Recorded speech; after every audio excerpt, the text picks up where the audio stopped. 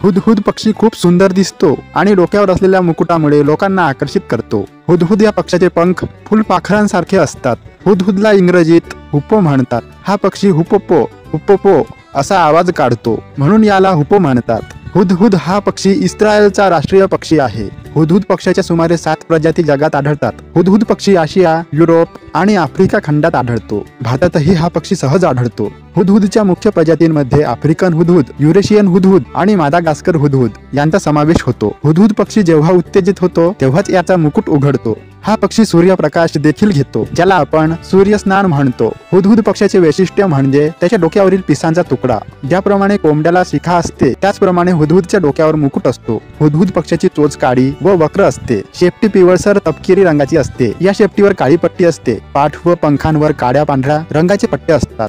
याच्या सुईसारख्या लांब चोचीला जमिनीच्या दिशेने मंद बक असतो। तो आपल्या चोचीचा वापर झाडांवरील कीटक आणि जंत खाण्यासाठी करतो। हा पक्षी मान खाली घालून घाईघाईत त्याच्या सुईसारख्या टोकदार चोचीने जमिनीत खोदून गांडूळ, किड्याचे कोश आणि पिलव शोधत असतो। याची पटकन लक्षात येणारी आणखी एक खूण म्हणजे डोक्यावरचा शेंडीसारखा तुरा।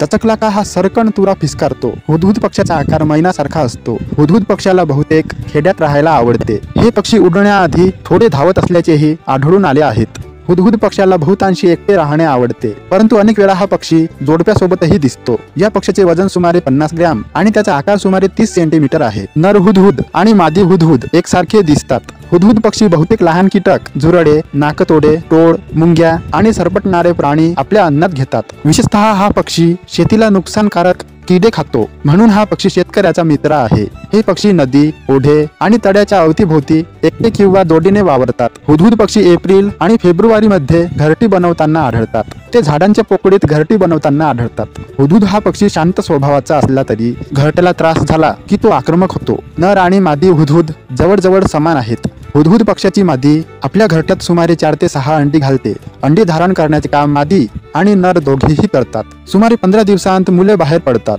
1 महिन्यात मुले उडून जातात। हुदहुद पक्षाचे आयुष्य सुमारे 10 वर्षे आहे। हा पक्षी प्रत्यक्ष किंवा चित्रात दाखवला आणि मुलांना याचं नाव विचारलं की एकच उत्तर येतं, सुतार। पण हा सुतार पक्षी नाही। उपुपिडी या पूर्णपणे वेगळ्या कुटुंबात या पक्षाचा समावेश होतो। इस्लाम, ख्रिश्चन आणि यहुदी धर्मातही या पक्षाला विशेष महत्त्व आहे। असे मानले जाते की हुदहुद पक्षी हजरत सुलेमान यांचे दूत म्हणून काम करीत असे। मुस्लिमांचे पवित्र कुराण आणि ख्रिश्चनांचे पवित्र पुस्तक बायबलमध्येही या पक्षाचा उल्लेख आहे। काही हुदहुद प्रजाती पक्षी स्थलांतर करतात आणि हे उड्डाण दरम्यान कमी उडतात। हुदहुद हा पक्षी उंच उडत नाही।